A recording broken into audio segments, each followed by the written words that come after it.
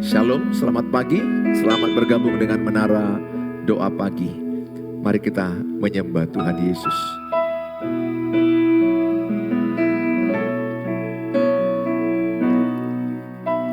Apa engkau mengenalku lebih dari siapapun? Engkau tahu ceritaku dan isi hatiku. Tak peduli masa lalu, Engkau tetap memilihku.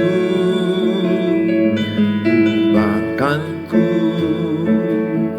sempurnakan jadi karya yang indah. Kini aku percaya tiada yang mustahil bagimu. Kuasa-Mu kuatkanku, dasarku berharap. Kini aku berserah pada rancangan-Mu bagiku. Ku ikuti panggilan-Mu, ku kan setia sampai akhir hidupku.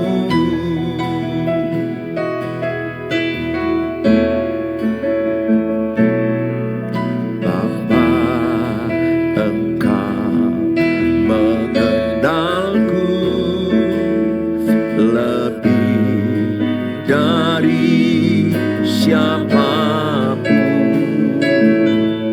Engkau tahu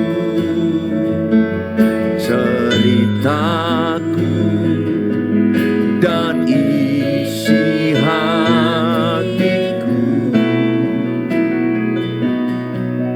Tak peduli masa lalu, Engkau tetap memilihku. Ubahkanku, sempurnakan jadi karya yang indah. Kini aku percaya tiada yang mustahil bagimu. Kuasa-Mu kuatkanku, dasarku berharap. Kini aku berserah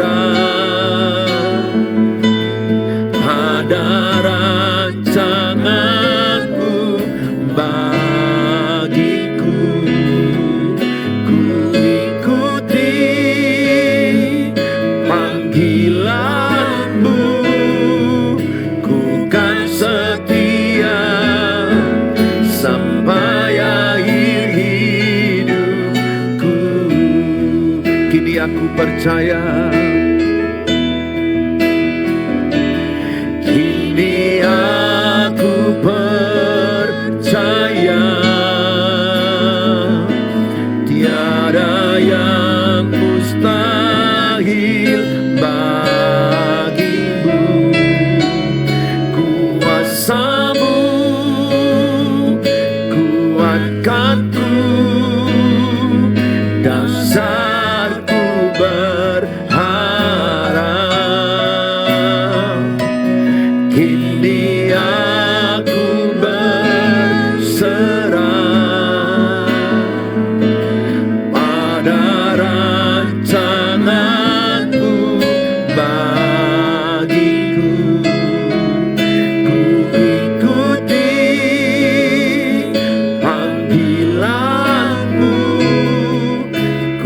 kan setia sampai akhir hidupku. Kini aku percaya, aku percaya tiada yang mustahil bagimu. Kuasa-Mu kuatkanku, dasarku berharap. Kini aku berserah pada rancangan-Mu bagiku. Ku ikuti panggilan-Mu, ku kan setia sampai akhir hidupku. Ikuti panggilan-Mu, ku kan setia sampai akhir hidupku. Ikuti panggilan-Mu, ku kan setia sampai akhir hidupku.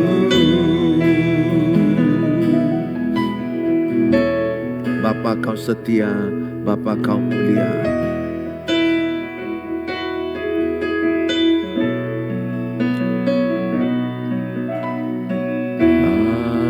Bapa, Kau setia, Bapa, Kau mulia. Tenanglah jiwaku, aman bersama-Mu. Lebih dari harta, Kaulah segalanya. Tenanglah jiwaku dalam hadirat-Mu.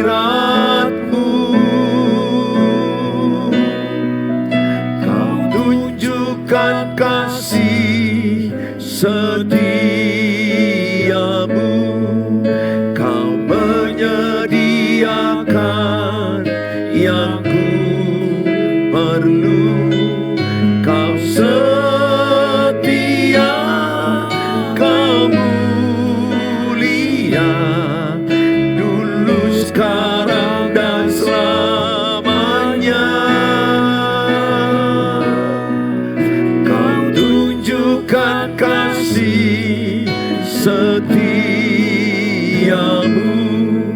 Kau menyediakan yang ku perlu.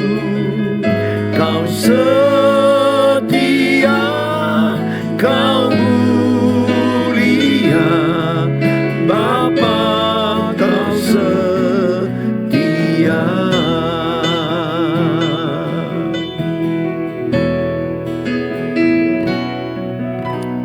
Bapa, Kau setia, Bapa, Kau mulia.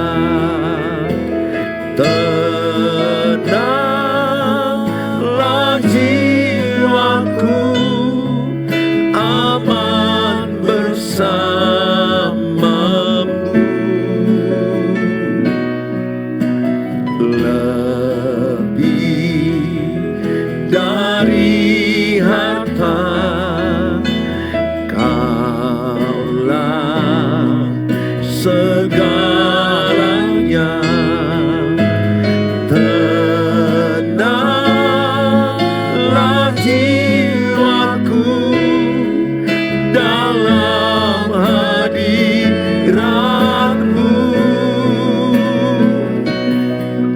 Kau tunjukkan kasih setia-Mu.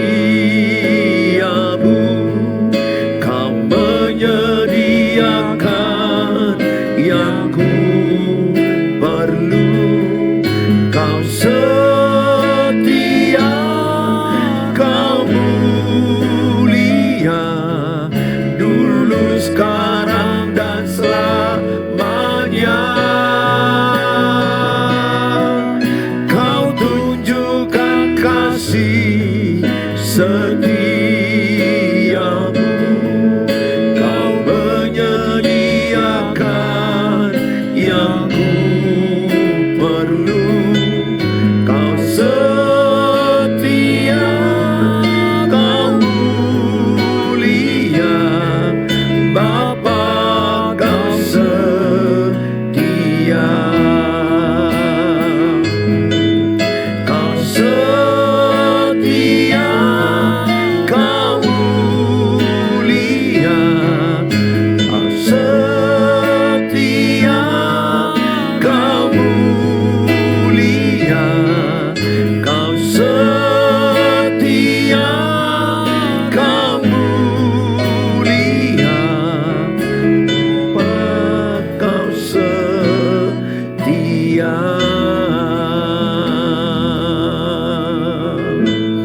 Kau setia, Tuhan. Kau Bapa yang setia. Kau Bapa yang mulia.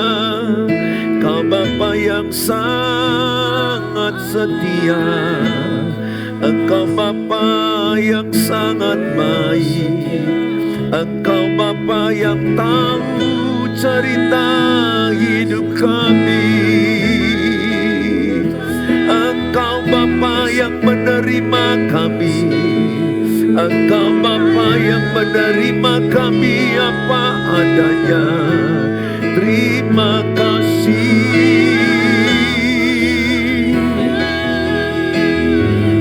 Kami bersyukur. Kami bersyukur. Kami bersyukur. Kami bersyukur. Terpujilah Kau Tuhan. Termulialah Kau.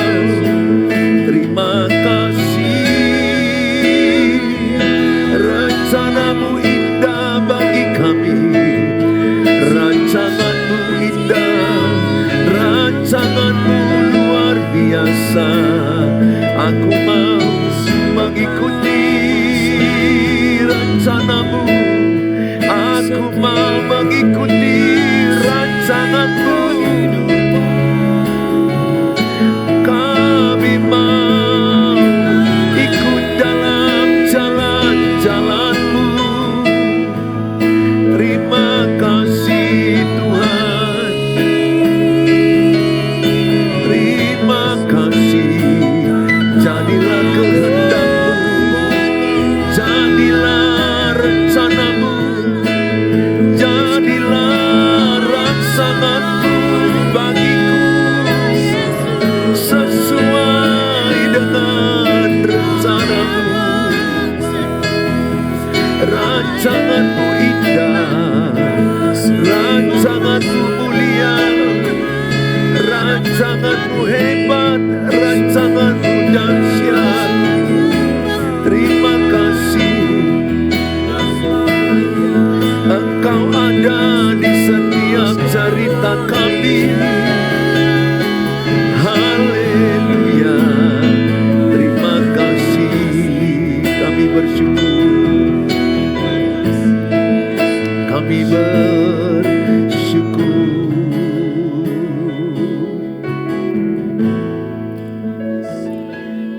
Kami mau selalu terhubung dengan Engkau Tuhan. Kasih-Mu layakkan seluruh hidup kami. Terima kasih.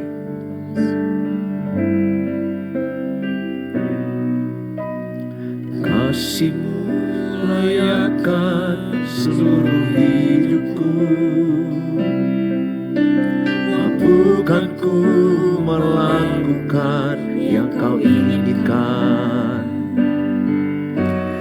bisa ku terlepas. Kau menggenggam tanganku, ingin lebih mengenal pribadimu. Kasih-Mu layakkan seluruh hidupku, mampukan ku melakukan yang Kau inginkan. Tak bisa ku terlepas, Kau menggenggam tanganku, ingin lebih mengenal pribadimu. Ku terhubung denganmu, selalu melekat di hatimu. Firman-Mu itulah dasar hidupku, yang berdaulat atas. Terhubung denganmu, selalu melekat di hatimu. Firman-Mu itulah dasar hidupku, yang berdaulat atas. Ku terhubung denganmu, selalu melekat di hatimu. Firman-Mu itulah dasar hidupku, yang berdaulat atas. Ku terhubung denganmu, selalu melekat di hatimu. Firman-Mu itulah dasar hidupku, yang berdaulat atasku. Terima kasih Bapa, kami siapkan hati kami menerima firman Allah. Di dalam nama Tuhan Yesus kami berdoa. Amin. Amin. Shalom, good morning. Hari ini kita belajar firman Allah. Tujuan Allah dalam keluarga. Sangat penting kita menyadari rencana Allah untuk keluarga. Apa rencana Allah untuk keluarga? Di dalam kitab Kejadian pasal 1 ayat 27 sampai 28, maka Allah menciptakan manusia itu menurut gambarnya. Menurut gambar Allah diciptakannya dia, laki-laki dan perempuan diciptakannya mereka. Allah memberkati mereka, lalu Allah berfirman kepada mereka, beranak cuculah dan bertambah banyak. Penuhilah bumi dan taklukkanlah itu. Berkuasalah atas ikan-ikan di laut dan burung-burung di udara, dan atas segala binatang yang merayap di bumi. Dari Kejadian 1 ayat 27 sampai 28, maka tujuan Allah untuk menjadikan keluarga adalah yang pertama, mewujudkan gambar Allah di dalam keluarga. Mewujudkan gambar Tuhan di dalam keluarga. Sehingga kalau saya berkeluarga, maka Tuhan mau lewat keluargaku Tuhan dipermuliakan, Tuhan ditinggikan, Kristus di tengah-tengah keluargaku. Itu maksud Tuhan. Jadi lewat sebuah keluarga yang dibuat oleh Tuhan, keluarga itu menghadirkan Tuhan di dalam keluarganya. Sehingga orang-orang datang ke keluarga itu, dia akan merasakan ada hadirat Tuhan. Ada Tuhan yang ditinggikan di keluarga itu. Keluarga itu berpusatkan kepada Kristus. Sehingga sangat penting ada mesbah keluarga.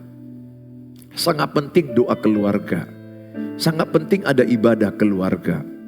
Aku tahu ini tidak mudah, karena memulai sesuatu bersama itu tidak mudah. Tapi itu sangat bagus. Saya pun berjuang untuk mengajak doa keluarga bisa setiap hari, itu tidak mudah. Ada kalanya hanya seorang diri, ada kalanya 2 orang, ada kalanya 3 orang. Karena kesibukan aktivitas. Tapi saya sebagai seorang ayah, saya sangat merindukan semua bisa bangun pagi berdoa sama-sama. Tapi situasi kadang karena kegiatan, kuliah, tugas, anak-anak, sehingga kadang-kadang tidak semudah yang saya harapkan. Tapi sesekali kami lakukan. Alangkah baiknya kalau bisa, itu bisa kita lakukan sesering mungkin. Paling tidak 2 kali seminggu. Kalau bisa anak-anak masih kecil, masih bisa bersama-sama setiap hari masih bisa. Coba itu dilakukan. Jadi mewujudkan Allah dalam keluarga. Yang kedua adalah untuk memultiplikasi gambar Allah. Jadi lewat keluarga saya, ada keluarga lain yang dimenangkan. Lewat keluarga saya, ada keluarga lain diberkati, diselamatkan. Sehingga keluarga saya menjadi pemenang keluarga lain. Itu yang saya tanamkan sama keluarga saya. Walaupun tidak sempurna, tapi ada spirit pemenang keluarga. Maka kami buat nama grup WA kami itu The Builder Family. Pembangun keluarga. Itu harapan saya, kerinduan kami bagaimana keluarga kami memenangkan keluarga lain. Keluarga kami bisa memuridkan keluarga lain. Itu menjadi spirit dalam keluarga kami. Yang ketiga adalah melahirkan generasi ilahi, keturunan ilahi, keturunan yang berkuasa. Maka dikatakan akan melahirkan generasi yang mengalahkan dunia, bukan dikalahkan dunia. Ingat, tidak ada anak yang jahat. Tidak ada anak yang lahir jahat, itu maksud saya. Semua anak lahir baik. Tapi tergantung di keluarga mana dia dibesarkan. Tergantung cara ayah ibu membesarkan. Tidak ada anak yang lahir jahat. Semua anak lahir baik. Tergantung di tangan siapa. Cara ayah mendidik, cara ibu mendidik, cara keluarga membesarkan anak, menentukan anak itu jadi apa. Di keluarga itulah terbentuk karakter. Di keluarga itulah terbentuk emosi. Di keluarga itulah terbentuk bagaimana membangun hubungan. Di keluarga itu terbentuk iman, kejiwaannya, perasaannya, emosinya. Itu semua terbentuk di keluarga. Jadi kalau saudara menjumpai ada keluarga, seseorang saudara lihat pemarah, ngamuk, berkata-kata tidak terkendali, lempar barang, pukul pintu. Kemungkinan besar dia dibesarkan dengan keras di dalam keluarga. Semua cerita kita itu ada sebab akibat. Kenapa anak itu menjadi pemurung, menjadi pendiam, menjadi orang yang insecure. Ada anak yang menjadi pendiam, beku, payah senyum, payah bersosialisasi, payah berinteraksi. Kemungkinan besar dia dilahirkan dengan selalu disalahkan. Selalu disalahkan, dibandingkan, ditolak. Sehingga yang ada dalam diri dia adalah ketertolakan. Sehingga dia takut buat ini, dia takut ngomong ini. Akibatnya dia menjadi beku, diam. Freeze. Selalu dipersalahkan. Oleh karena itu, ayo Bapak Ibu. Mumpung Bapak Ibu mungkin anak-anaknya masih kecil ya. Di bawah 10 tahun. Di bawah 12 tahun. Itu sangat penting usia golden age. Membentuk dia mau jadi apa. Jangan pertontonkan perkelahian di depan anak-anak. Jangan pertontonkan pertengkaran di depan anak-anak. Itu yang terserap dalam alam bawah sadar anak. Dan dia akan jadi seperti itu. Kita akan banyak jadi seperti apa yang kita percayai di alam bawah sadar. 80%. Hati-hati, jangan pertontonkan perkelahian, emosi negatif. Merendahkan istri, istri merendahkan suami. Jangan. Pertontonkan video yang baik kepada anak-anakmu. Bagaimana suami mengasihi istri, bagaimana istri menghormati suami. Saudara yang saya kasihi, bagaimanakah keluarga Kristen di slide berikutnya? Bagaimanakah keluarga Kristen dapat memenuhi rencana Allah? Yang pertama adalah keluarga yang takut akan Allah. Yang kedua adalah memiliki hubungan yang baik antar anggota keluarga. Yang ketiga adalah menjadi berkat bagi masyarakat sekitarnya. Menjadi berkat bagi masyarakat sekitarnya. Takut akan Allah. Di Ulangan 6 ayat 1 sampai 13. Allah mau setiap kita keluarga berpegang teguh pada firman. Berpegang teguh pada firman. Tanamkan dalam kitab Ulangan ini, orang-orang Israel pada zaman itu, orang-orang Yahudi pada zaman itu menanamkan kepada anak-anaknya tentang Allah, Allah yang esa, Allah yang mengasihi, Allah yang menjagai, sehingga mereka mengenal Allah sejak kecil. Jadi orang-orang Israel pada masa itu ditanamkan terus. Dan cara mendidik anak-anak dalam mengenalkan Allah tidak boleh terlalu berat, sekali waktu langsung berat. Contoh, saya panggil anak saya, ayo kita bahas kitab Wahyu pasal 1 sampai siap. Wah, berat sekali. Gak bisa anak-anak menangkap. Anak-anak itu di saat kita duduk kita terangkan sedikit, di saat makan kita terangkan sedikit, di saat berbaring kita terangkan sedikit, di saat berjalan kita terangkan sedikit. Jadi sedikit-sedikit tapi sering.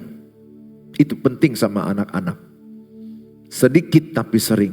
Sehingga tertanam di alam bawah sadarnya mengenal Allah, takut akan Allah, mengasihi Allah, melakukan perintah Allah, hidup sesuai dengan firman Allah. Tanamkan, itu penting sekali. Penting mengalami bersekutu intim dengan Allah sekeluarga. Penting. Kalau masa-masa kecil itu masih dalam otoritas. Ayo ajak berdoa, ajak beribadah.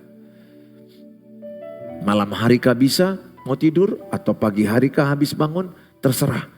Yang penting ajak beribadah. Bersekutu dengan Tuhan. Penting sekali itu memiliki persekutuan intim dengan Tuhan.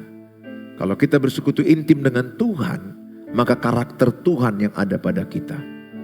Dengan siapa saya bergaul, akan begitulah karakter saya. Kalau saya bergaul dengan Tuhan, maka karakter Tuhan ada pada saya.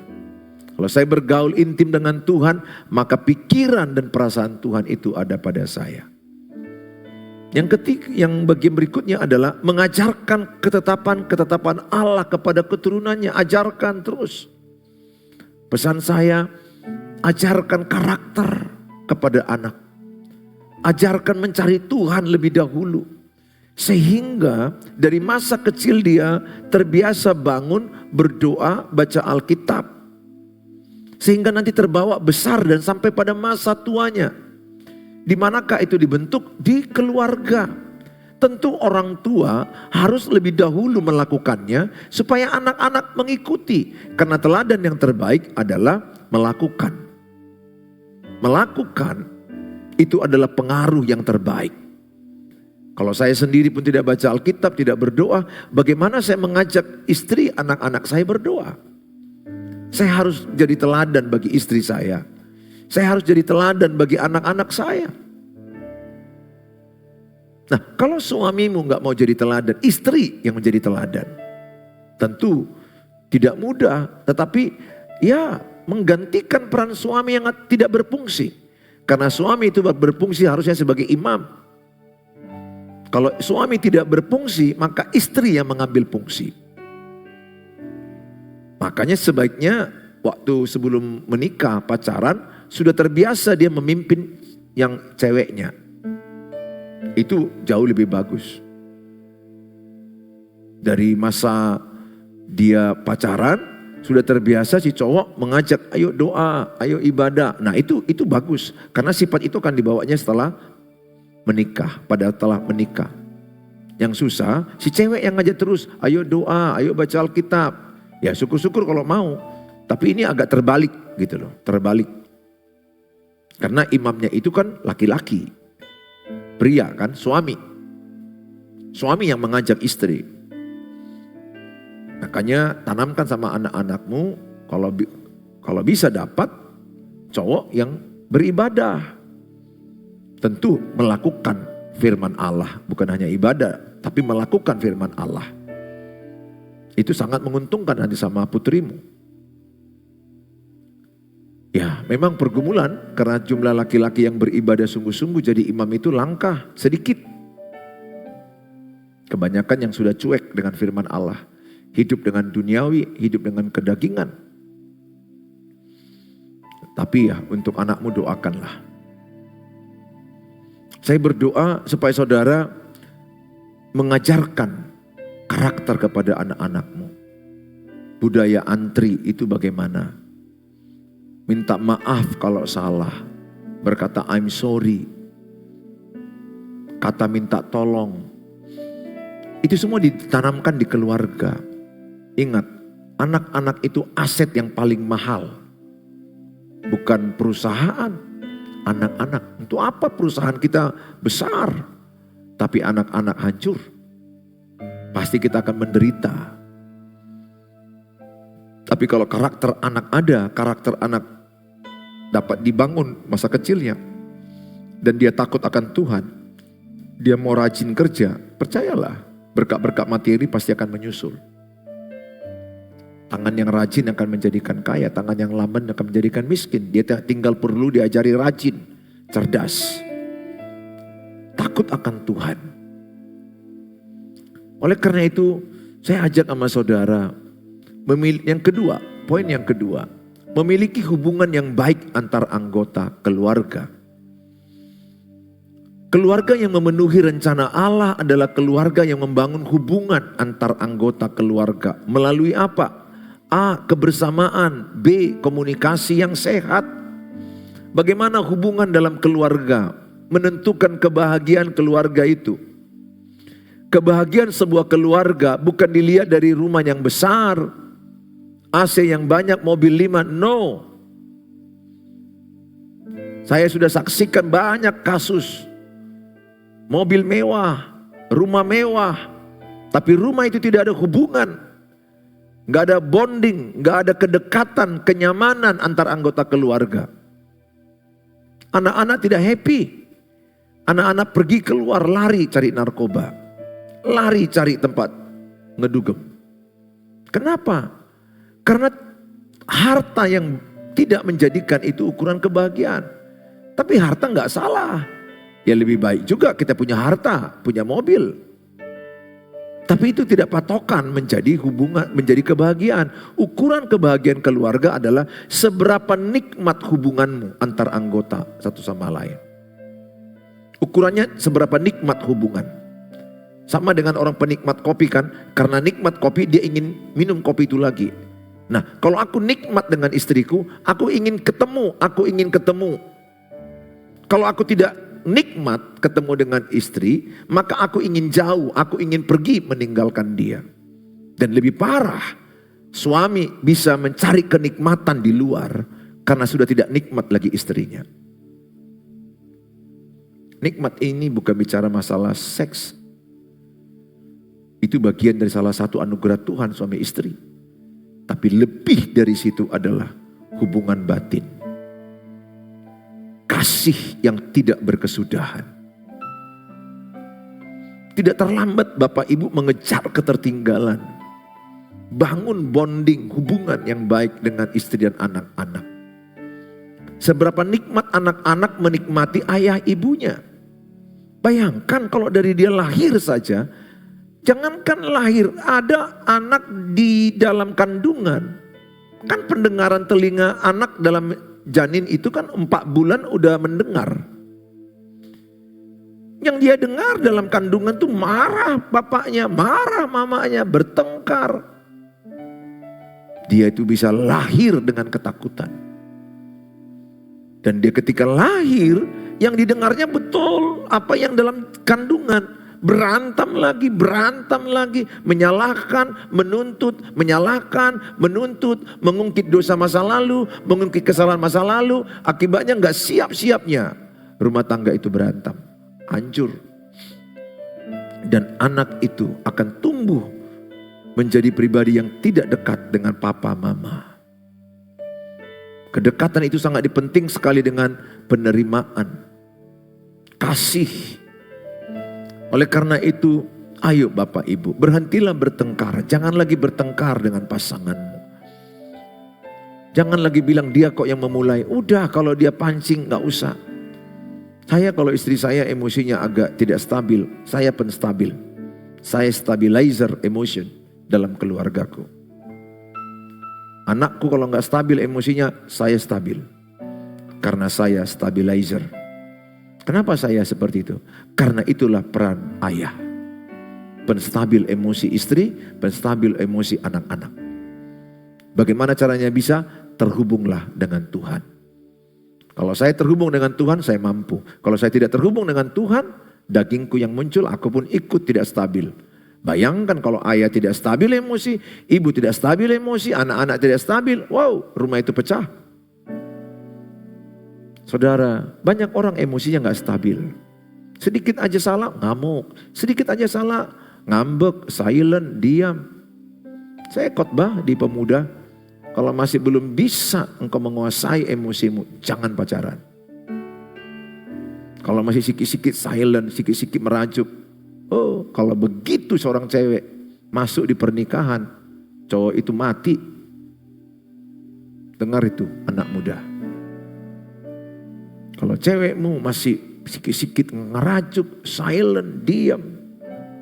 Tiap minggu itu aja kerjamu. Gimana kau cari nafkah? Bagaimana bekerja dengan produktif? Hanya memikirkan istri yang silent. Semua masalah bisa diselesaikan kalau bicara baik-baik. Ada lagi cowok, bukan silent, ngamuk, pukul meja. Jari telunjuk dibeginin sama ceweknya. Kalau begitu nggak usah lanjut. Nggak usah lanjut, karena itu pasti akan dibawanya lebih parah di pernikahan. Maka saya setuju kalau masih belum bisa menguasai emosi. Yang tidak sempurna ya, tidak sempurna, nggak ada yang sempurna lah. Tapi maksud saya ini dalam sebulan berapa kali, 2-3 kali merajuk, itu kan parah. Lebih parah lagi kalau ada orang pacaran, tiap minggu pacarnya merajuk. Si cowok juga mau, bodoh cowok itu. Dodong. Mau dengan cewek yang merajuk terus. Ada juga cewek melihat cowok itu ngamuk terus. Kutanya sama dia, kau masih suka? Suka. Adalah. Inilah cewek yang dodong juga. Mau dengan cowok yang dari pacaran aja udah ngamuk. Pernah lagi yang ku tahu, udah dipukul. Ditanya, kau masih suka? Iya. Kalau ini udah gila memang. Tanda akhir zaman lah itu. Udah dipukul pun pacaran masih mau lanjut. Udah diselingkuhi pun masih mau lanjut. Amit-amit lah. Udah selingkuh cowoknya. Dan cowoknya minta maaf. Aku janji. Dia gak tahu si cewek itu. Selingkuh itu terikat. Nagih. Selingkuh itu sama kayak narkoba. Nagih. Ketagihan. Kasus selingkuhan udah banyak sekali saya tangani. Puluhan, mungkin ratusan. Sifatnya itu menagih. Narkoba kan nagih. Pornografi kan nagih. Selingkuh pun nagih. Terikat, adiktif. Gampang. Makanya kalau lagi pacaran aja sudah selingkuh, lebih bagus gak usah. Cari yang setia. Ya. Walaupun cowoknya mungkin kelihatan mukanya kayak gerobak, gak apa-apa. Gerobak itu yang membuat kau bahagia. Iya, kalau kau lihat mungkin cewek itu mukanya seperti tampa, bulat. Gak apa-apa. Mau seperti botik pun gak apa-apa. Atau botik, lebih mancung mulut dari hidung. Gak apa-apa. Ya, terlalu jauh kita bicara masalah pacaran ini ya. Karena jemaat yang saya gembalakan itu banyak pemuda. Di gereja kami ini 1.500 pemuda. Sehingga saya banyak bicara kepada pemuda. Saya berharap bangunlah kebersamaan dalam keluargamu. Yang berikutnya, kebersamaan apa aja yang perlu dibangun? Mazmur 133 ayat 1 dan sampai 3 kan bilang begini. Sungguh alangkah baiknya dan indahnya apabila saudara hidup rukun damai. Sebab kesanalah Allah akan memerintahkan berkat-berkat kehidupan. Jadi keluarga yang rukun damai pasti diberkati Tuhan. Berkat yang mengejar keluarga yang rukun damai. Sebaliknya keluarga yang bertengkar, berkat jauh, berkat lari. Saya sudah lihat pernikahan saya. Kalau kami bertengkar, berkat lari. Tapi kalau kami rukun damai, saling memaafkan, saling mengampuni. Tidak ada pasangan yang tidak salah. Sudahlah, ampunilah. Tidak ada pasangan yang sempurna, tidak ada pernikahan sempurna, tidak ada suami sempurna, tidak ada istri sempurna. Ampunilah, maafkan. Apapun kesalahan itu, mau kesalahan perselingkuhan, ampuni. Kalau dia mau tobat, mau kembali, berilah pengampunan. Dan jangan ingat-ingat dosa masa lalu. Nah, saling mengampuni, saling memaafkan ini menimbulkan rasa nyaman, kebersamaan. Anak-anak pun kalau mungkin pernah melawan, anak-anak pulang telat, anak-anak tidak permisi, ampunilah. Anak-anak tidak cuci piring, udah, tidak ada anak-anak yang sempurna, udah. Ampuni. Keluarga yang bahagia itu penuh pengampunan. Jangan hitung-hitung berapa kali engkau mengampuni. Saya mengampuni istriku tidak mau kuhitung. Aku pun diampuni istriku, aku pun mengampuni dia. Sebagaimana Tuhan mengampuni kita, demikianlah kita mengampuni sesama kita. Nah, kebersamaan apa yang perlu dibangun? Mesbah keluarga. Kita lihat di dalam tabel ini. Mesbah keluarga, melayani bersama, indah ya, melayani bersama di gereja, melayani bersama ada acara keluarga, sama-sama sibuk, papa mama sibuk, anak-anak sibuk mempersiapkan tamu datang, di gereja melayani bersama, makan bersama, ini penting. Ada banyak sekarang keluarga gak punya waktu lagi makan semeja. Kalau sudah dewasa lagi terlebih, ada bekerja, kuliah, SMA, jam udah gak sama. Mereka punya kesibukan sendiri. Usahakanlah sesering mungkin, sebisa mungkin. Saya paling bahagia melihat istriku dan anak-anakku kalau duduk semeja dengan saya. Tapi kadang mereka tidak bisa, ya sudah. Tapi saya selalu katakan, ayo kita usahakan. Apalagi kalau masih kecil, lakukan itu. Rekreasi bersama, keluarga yang bahagia itu sekali 6 bulan, paling tidak pergilah rekreasi. Bukan harus ke Bali, boleh ke Bali G. Nggak bisa ke Bali G. Nggak bisa ke Bali G, pantai Bali. Nggak bisa ke pantai Bali, pergi ke Balian. Balian itu ladang. Pokoknya intinya punya waktu rekreasi bersama. Mau pergi ke tempat yang dekat, setengah jam, 1 jam, punya waktu. Itu sambil lari-lari di pantai, berenang di kolam renang. Makan sama, itu membangun hubungan. Kalau ini keluarga saya, istri saya yang paling atur ini. Akan pergi ke Bali, pergi ke sekali-sekali ke luar negeri kalau ada uang. Ke Parapat, ke Brastagi, penting sekali. Jangan capek cari uang tapi kita gak nikmati. Nikmatilah hidup yang singkat ini. Bergereja bersama itu penting. Berikutnya adalah komunikasi yang sehat. Komunikasi yang sehat antar anggota keluarga dibangun melalui apa? Kerendahan hati, kejujuran, lihat tabel di depan. Kejujuran, kerendahan hati, bersedia mendengar, perkataan yang membangun, hubungan yang baik dalam keluarga, didengar dan mendengar. Saya sebagai ayah, telinga saya ini saya sudah doakan ini terus. Supaya aku siap mendengar kalau istriku ngomong dan tidak dipotong. Berapa waktu yang lalu dia belum siap ngomong, kepotong. Aku belum siap ngomong, dipotong dia. Berantem, cekcok. Di dalam komunikasi yang sulit itu mendengar, bukan bicara. Makanya doakan telingamu supaya bisa mendengar cerita anak-anakmu, pasanganmu, orang-orang yang kau kasihi. Saya begitu, saya senang mendengarkan anak-anakku cerita tentang pacarannya, tentang harapan dia, rencana dia, nyaman tanpa saya marah. Apapun yang mereka mau ceritakan, saya selalu akan siap, sedia mendengarkan cerita mereka. Kadang-kadang canda, tawa. Keluarga yang bahagia itu ada canda, ada tawa. Puji Tuhan, itu kami lakukan. Dimulai dari ayah yang mau mendengar. Suami yang mendengar istri itu melayani istri. Karena kebutuhan istri salah satu didengar, diperhatikan. Care. Perhatikan anak-anakmu, perhatikan istrimu, perhatikan suamimu. Istri juga dengar curhatan suami, mungkin di kerjaan dia ditolak, dia dijegal, dia disakiti, dibully. Suami bisa cerita. Dengan bercerita emosinya makin sehat. Keluarga itulah tempat bercerita suka dan duka. Tawa sama, nangis sama, makan sama. Ada kejujuran. Rasa nyaman, perkataan yang membangun. Kolose 4 ayat 6 dikatakan, berilah kata-kata yang penuh kasih yang membangun, yang memberkati. Saya berdoa setiap omonganku itu membangunkan istriku, membangunkan anak-anakku, membangunkan orang lain. Bukan hanya khotbah saya saja saya membangunkan iman jemaat. Tetapi ketika saya ada berinteraksi dengan siapapun, saya mau menjadi penyemangat sama siapapun. Maka saya bilang berkali-kali di khotbah saya, 5 menit jumpa saya, semangatmu tambah. Karena dalam saya ada Tuhan Yesus. Saya suka menyemangati orang. Saya suka membuat orang sukacita. Selalu itu ku bilang sama Tuhan, pakai aku Tuhan menjadi berkat bagi orang lain. Saya berdoa, milikilah komunikasi yang sehat. Nyaman anak-anakmu menyampaikan.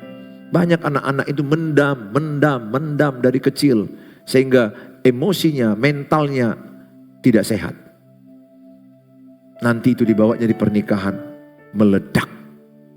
Makanya kenapa ada orang marah meledak tiba-tiba? Karena dia menyimpan, memendam. Yang ketiga, menjadi berkat bagi masyarakat sekitarnya. Allah mau keluarga saya menjadi berkat bagi keluarga lain, memberkati keluarga lain, menyelamatkan keluarga yang terhilang, membangkitkan keluarga yang terjatuh, membangunkan keluarga yang putus asa. Banyak sekarang pasien saya, bukanlah pasien saya bilang, keluarga salah di YouTube ini saya anggap keluarga. Bapak Ibu, saya anggap keluarga saya.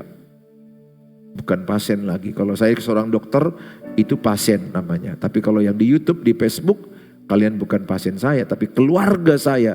Yang penting kita saling menguatkan. Saya pun tidak sempurna, cuma saya belajar pastoral counseling keluarga.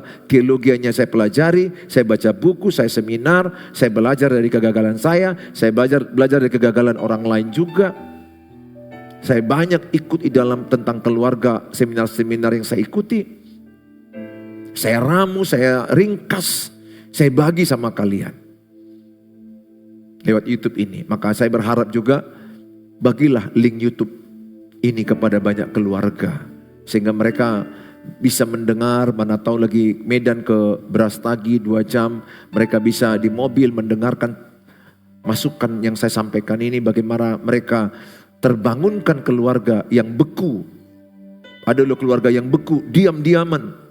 Beku, atau keluarga yang fight, berantem, atau keluarga yang sudah lari. Ada keluarga yang sudah menghindar dari masalah, dia lari meninggalkan istri, lari meninggalkan suami, anak-anak lari meninggalkan rumah, lari meninggalkan keluarga. Semoga lihat tayangan ini saudara bagi, saudara sudah terlibat membagikan firman Allah. Tuhan Yesus memberkati saudara. Kalau saudara mau sharing dengan saya di 0811 63 73 47. Mohon di chat saja dulu. Karena jadwal sudah makin padat. Tuhan Yesus memberkati saudara. Mari kita berdoa. Bapa di sorga, dalam nama Tuhan Yesus, terima kasih buat firman Allah yang kami terima. Biarlah setiap yang menyaksikannya diberkati Tuhan keluarganya. Diberkati ayah ibu, anak-anak. Diberkati pernikahan. Dipulihkan. Sehingga mereka menjadi keluarga yang berbahagia dalam Tuhan. keluarga yang memenangkan keluarga lain, keluarga yang melayani Tuhan, keluarga yang nyaman berkomunikasi, keluarga yang penuh dengan rukun damai kasih mesra. Sehingga keluarga mereka menjadi terang dan garam dunia, menerangi keluarga lain. Bapa, kami serahkan semua yang menyaksikan tayangan ini dimanapun berada. Mereka diberkati Tuhan. Dimanapun, kapanpun, siapapun, pernikahan yang tidak harmonis dipulihkan Tuhan. Pernikahan yang beku dicairkan Tuhan. Anak-anak yang lari dikembalikan Tuhan. Semua pasangan yang lari dikembalikan Tuhan. Tuhan sanggup melakukan mujizat bagi pernikahan dan keluarga-keluarga. Berkatilah Tuhan usaha mereka, berkatilah keuangan, pekerjaan, kesehatan. Apa yang mereka harapkan, berkatilah. Ada yang mau menjual rumah, Engkau tolonglah mereka. Ada yang mengharapkan keturunan, Tuhan yang menyediakan. Dan Tuhan juga yang menyediakan jodoh bagi pasangan anak-anak. Kami serahkan dalam tangan-Mu. Dalam nama Tuhan Yesus kami berdoa. Haleluya. Amin. Shalom. Tuhan Yesus berkati saudara. Sampai ketemu di waktu yang akan datang. Bye-bye.